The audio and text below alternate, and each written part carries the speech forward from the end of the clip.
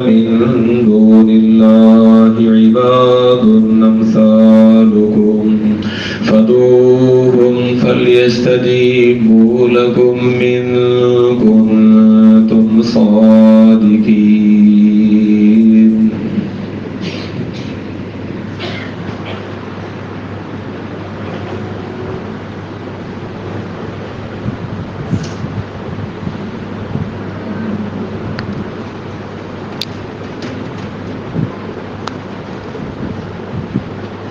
محترم حضرات،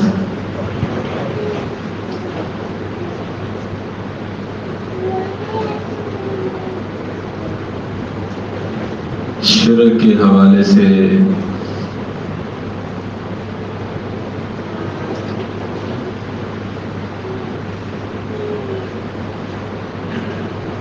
ہمارے معاشرے کا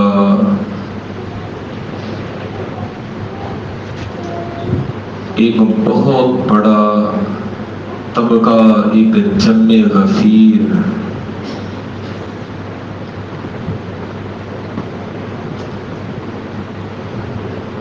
عوام الناس کو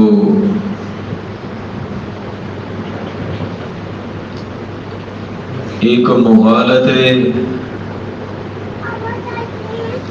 اور ایک بہت بڑی غلط فہمی کے ذریعے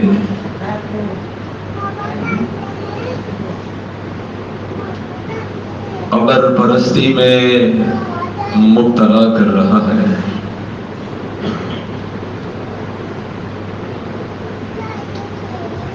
مغالطہ یہ پیش کیا جاتا ہے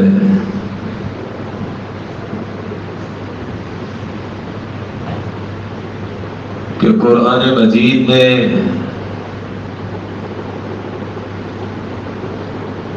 جسے شرک کہا گیا ہے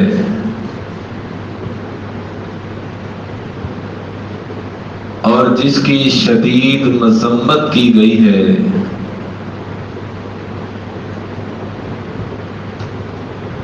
وہ فقط بتوں، مورتیوں اور مجسموں کی عبادت کرنا اور پرستش کرنا ہے۔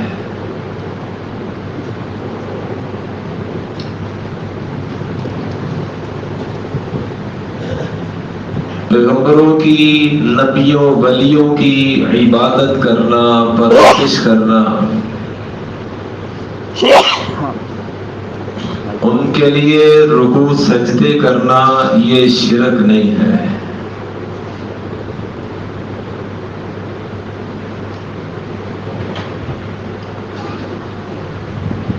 میں اپنی بات کو ایک دفعہ پھر دہراتا ہوں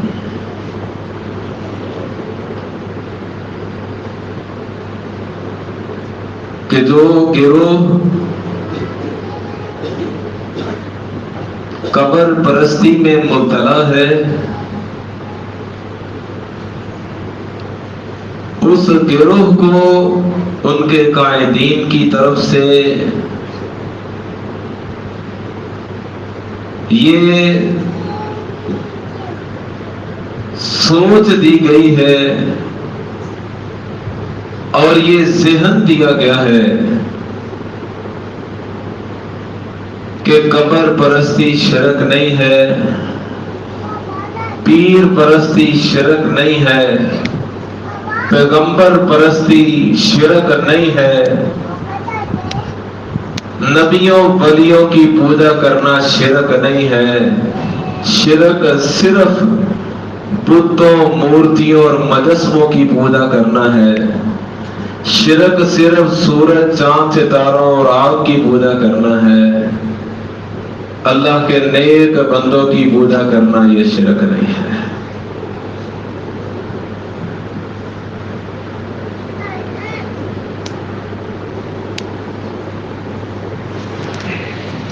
یہ ایک غلط فہمی ہے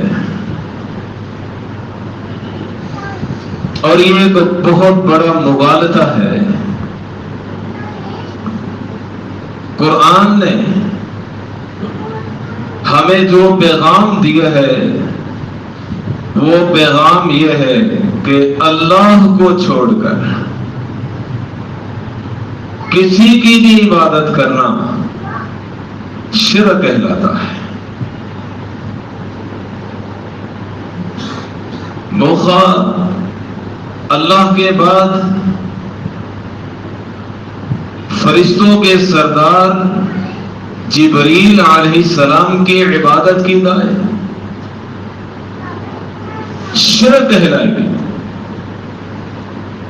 خواہ پوری انسانیت کے سردار جناب محمد الرسول اللہ صلی اللہ علیہ وسلم کی عبادت کی جائے، وہ عبادت بھی شرک کہلائے گی۔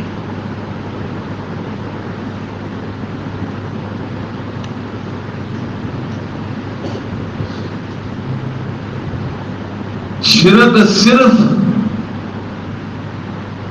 سورج چاند ستارے اور آگ کی عبادت کا نام نہیں ہے، شرک صرف بتوں، مورتیوں اور مجسموں کی عبادت کا نام نہیں ہے۔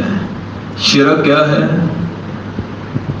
ایک اللہ کو چھوڑ کے یا اللہ کے ساتھ اوروں کی بھی عبادت کرنا، اور جو ہے نا، اور وہ کوئی بھی ہو، اور کے اندر پیغمبر بھی آ جاتے ہیں، نبی بھی آ جاتے ہیں، جنات اور فرشتے بھی آ جاتے ہیں، سب آ جاتے ہیں۔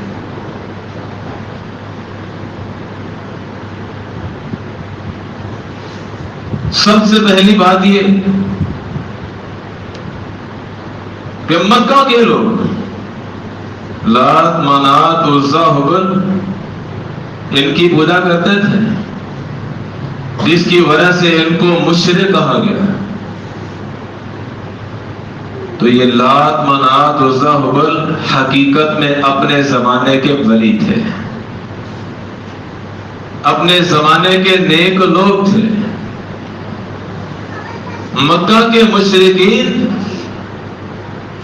ان ولیوں کی، ان بزرگوں کی، ان نیک لوگوں کی پوجا و پرستش کرتے تھے، جس کی وجہ سے اللہ نے مکے والوں کو مشرک کہا ہے۔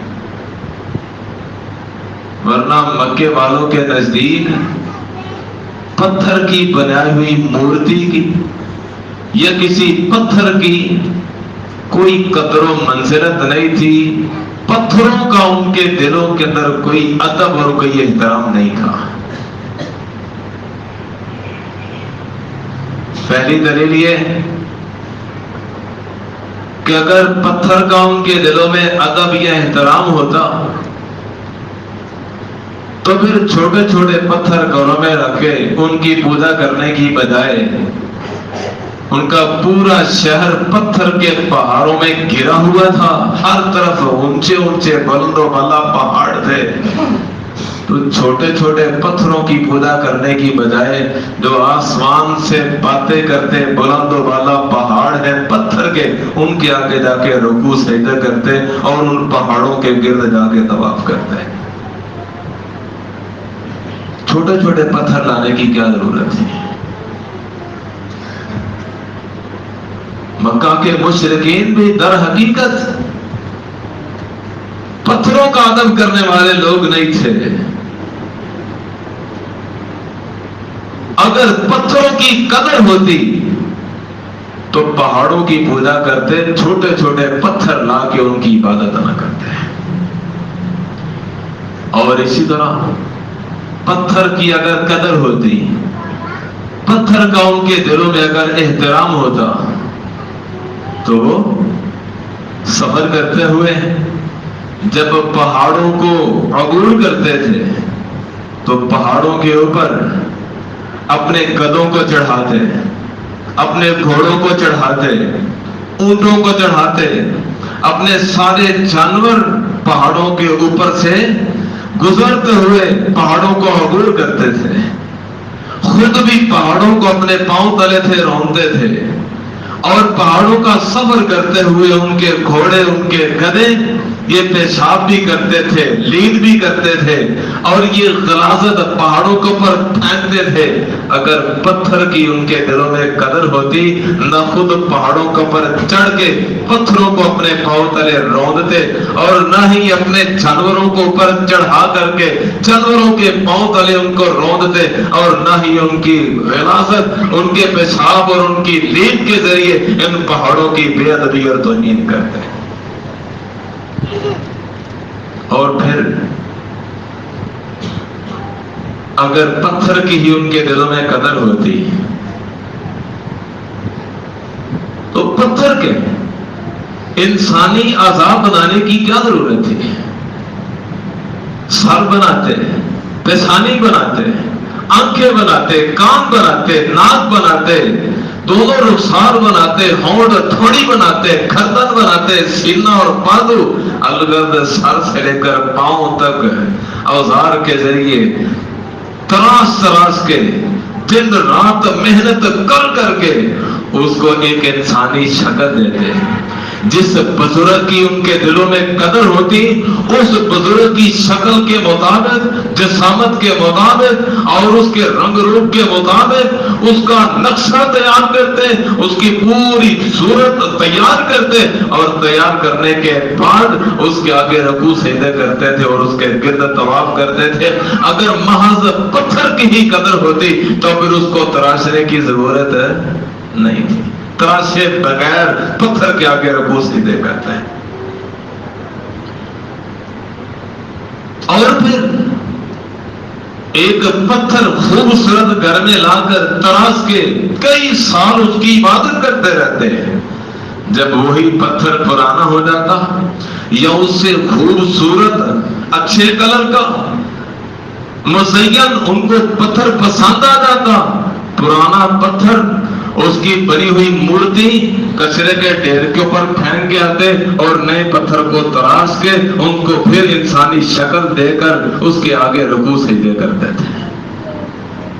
پتھر کی اگر قدر ہوتی تو پرانے پتھر کو کچرے کے ڈھیر کے اوپر کبھی نہ پھینک کے آتے۔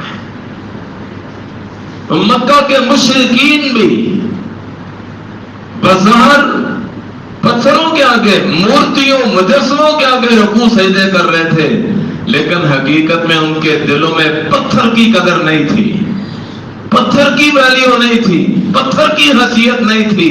حیثیت اس بزرگ کی تھی جس بزرگ کی شکل و صورت دے کر اس مورتی کے آگے جھکتے تھے اور اس کے گرد طواف کرتے تھے اور اس کے آستانے پہ جا کر جانور ذبح کرتے تھے اور اس کے نام کے جانور ایسے وقف کرتے تھے، آزاد کرتے چھوڑتے تھے اور ان کے گرد جا کے اس طرح سب زمینیں نیاز جھکاتے تھے، مجاور بن کے بیٹھتے تھے اور جا کے چڑھاوے چڑھاتے تھے۔ حقیقت میں قدر ویلیو ان کے دلوں میں بھی ان بزرگوں کی تھی جن کی شکل و صورت کی وہ مورتیاں تیار کرتے تھے۔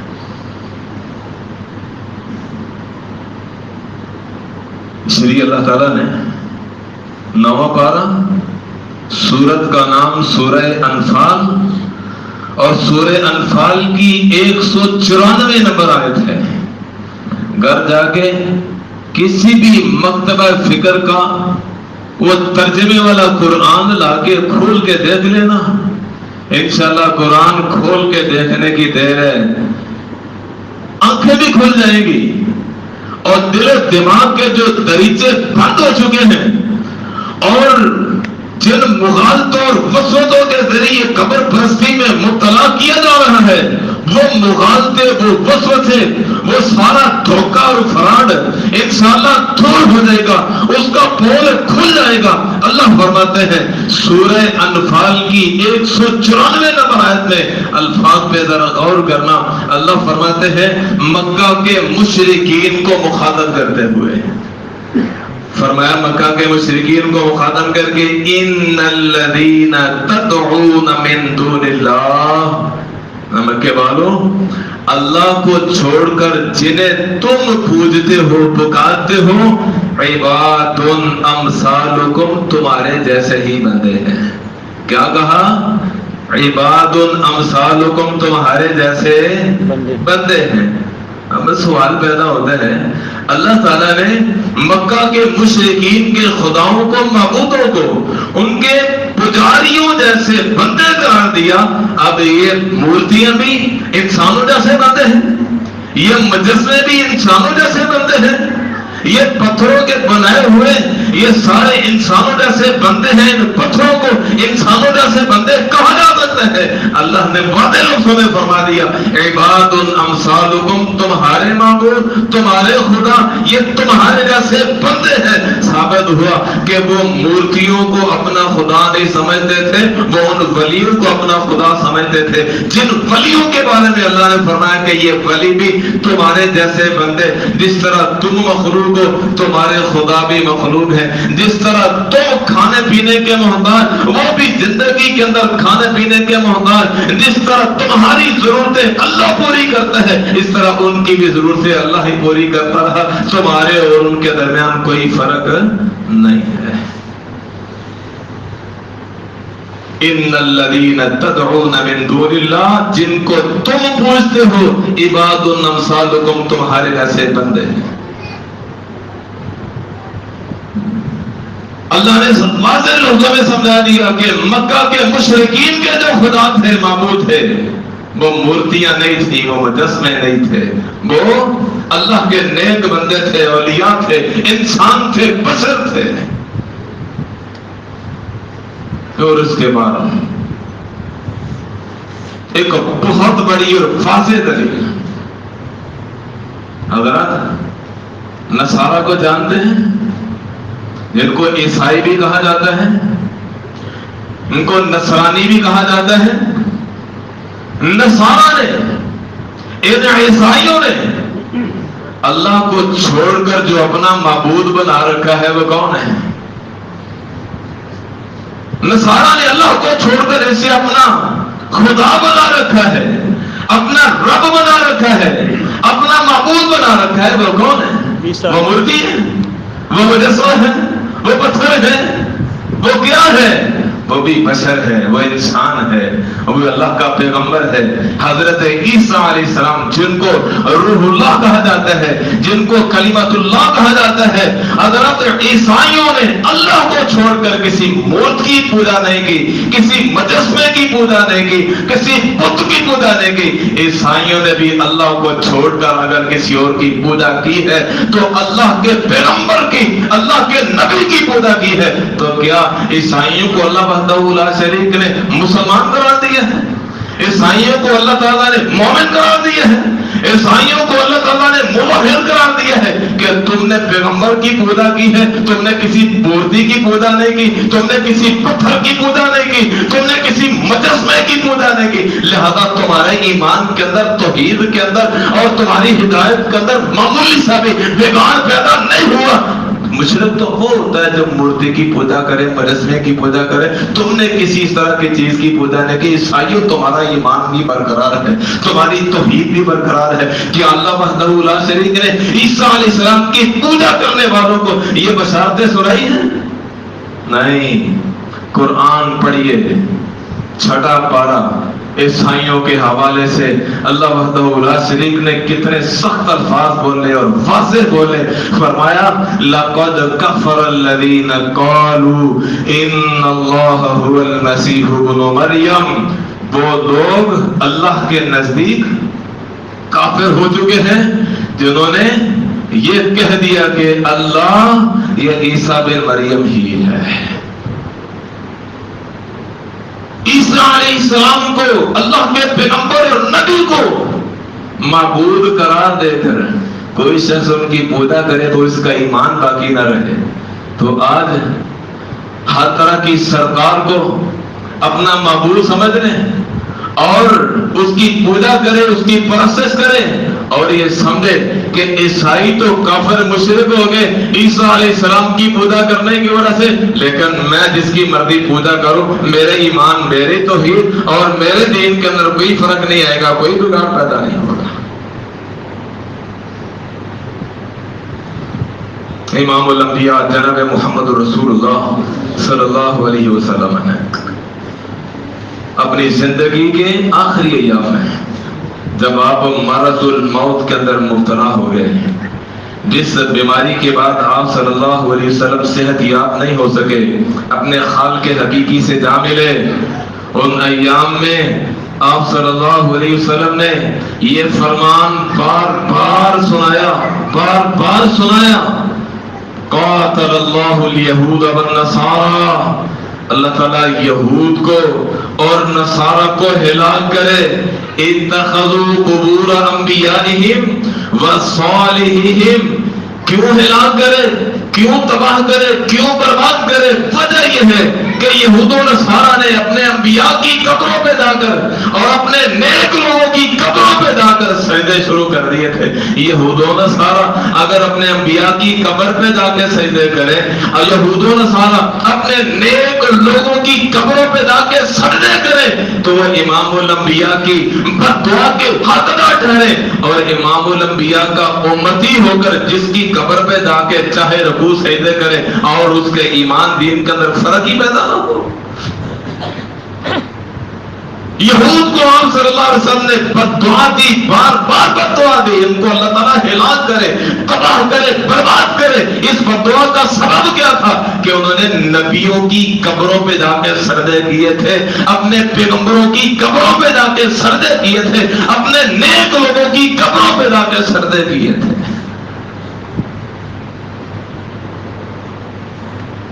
معلوم ہوا جو قبروں پہ جا کے رکوع سجدے کرتا ہے اسے اللہ کی رحمت نہیں، اسے پیغمبر صلی اللہ علیہ وسلم کی بد دعا حاصل ہوتی ہے۔ اور پھر آپ صلی اللہ علیہ وسلم کی زندگی کا آخری دن ہے، آپ اللہ کے حضور ایک التجا کرتے ہیں۔ سیدہ عائشہ رضی اللہ تعالیٰ عنہ بیان کرتی، آپ نے فرمایا اللہم، اے اللہ، لا تجعل قبری وطن یعبد، میری قبر کو، میرے دفن ہونے کی جگہ کو اے اللہ شرک کا اڈا نہ بنانا، میری قبر کو سجدہ گاہ نہ بنانا۔ ایسا نہ ہو کہ میری وفات کے بعد جب مجھے دفن کر دیا جائے تو لوگ میری قبر پہ آ کے رکوع کریں، سجدے کریں، میری قبر پہ آ کے لوگوں طواف کریں، چڑھاوے چڑھائیں، جولیاں پھیرائیں۔ اے اللہ میری قبر کو شرک سے بچا کے رکھنا، میری قبر کو شرک سے محفوظ رکھنا۔ آپ صلی اللہ علیہ وسلم بار بار اللہ سے یہ دعا کرتے رہے، اگر قبر پہ جا کے رکوع سجدے کرنا یہ شرک نہیں ہے، یہ گناہ نہیں ہے، تو آپ صلی اللہ علیہ وسلم نے حضرات یہ دعا کیوں فرمائی ہے؟ آپ صلی اللہ علیہ وسلم نے فضول دعا کر دی، بیکار دعا کر دی؟ آپ صلی اللہ علیہ وسلم نے دعا اس لیے کی کہ پہلے پیغمبروں اور نبیوں کی قبروں کو شرک کا اڈا بنانا گیا اور ان کی عبادت کرنے والے تباہی بربادی کا حقدار ٹھہرے۔ کہیں ایسا نہ ہو کہ میرے بعد میری قبر کو بھی شرک کا اڈا بنا دیا جائے اور میری قبر پہ آ کے لوگ رکوع سجدے کر کے اپنے لیے تباہی اور بربادی کا سامان بنائے۔ اگر قبر کی جا کے پوجا پاٹ کرنا شرک نہیں ہے تو پیغمبر صلی اللہ علیہ وسلم اللہ کے حضور کیوں یہ التجائیں کر رہے ہیں، کیوں یہ دعائیں کر رہے ہیں؟ اور اللہ نے اپنے حبیب پیغمبر صلی اللہ علیہ وسلم کے اوپر فضل کیا، کرم کیا، اللہ نے بہت بڑا احسان کیا۔ الحمدللہ جب سے آپ صلی اللہ علیہ وسلم کو آپ کے روضہ مبارک کے اندر دفن کیا گیا اس وقت سے لے کر آج تک آپ کی قبر کو اللہ نے شرک سے بچا کے رکھا ہوا ہے، اور قیامت تک آپ کی قبر پہ انشاءاللہ کوئی رکوع سجدہ کرنے والا نظر نہیں آئے گا۔